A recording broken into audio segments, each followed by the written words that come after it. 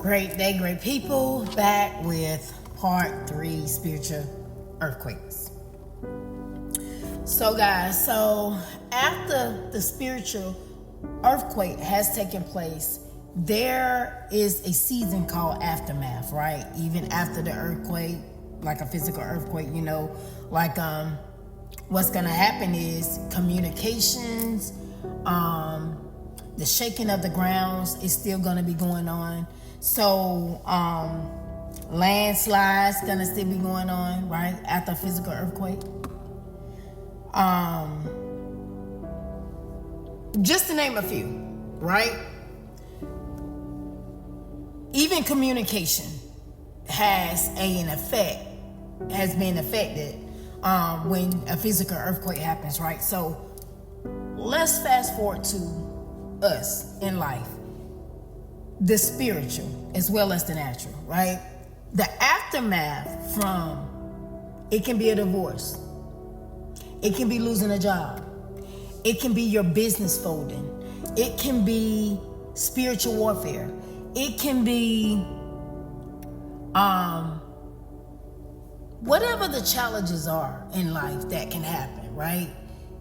It can be all of that. And even in those situations, when we begin to go through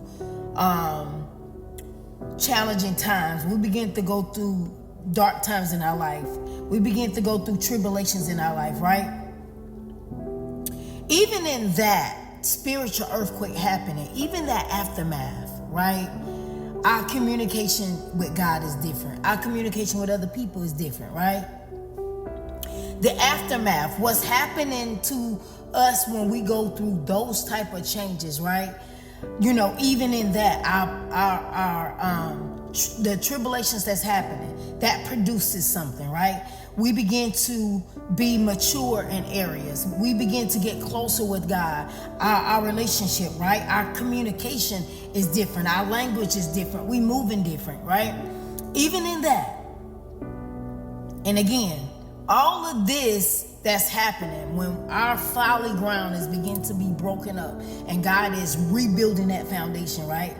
Using all of that, the aftermath, the actions from the effects, how we were affected from even the spiritual earthquakes and even the natural earthquakes that happen in our life, when the things we go through from day to day.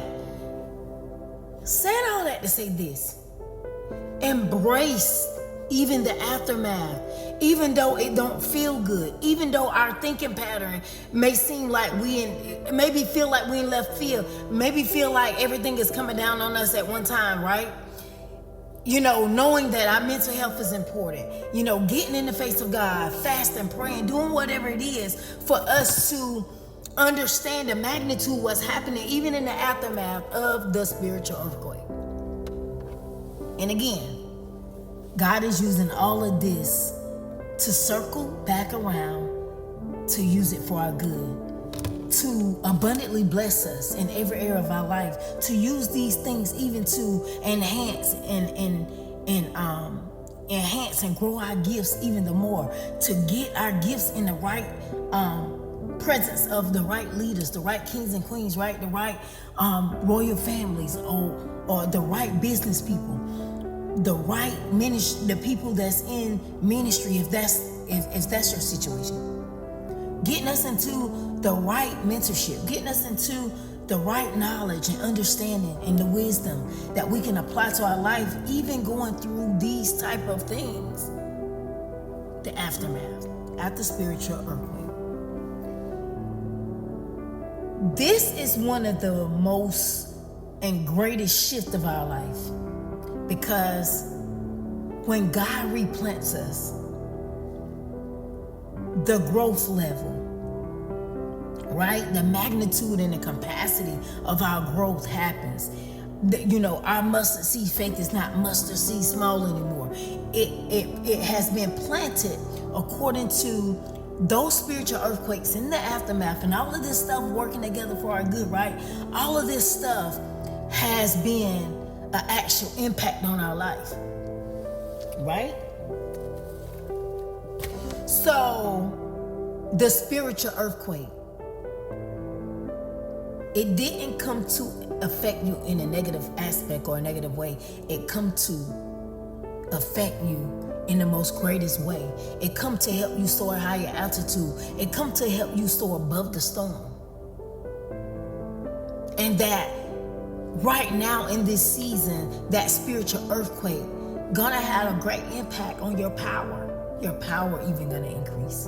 Love yourself and go be great. Embrace the spiritual earthquake aftermath.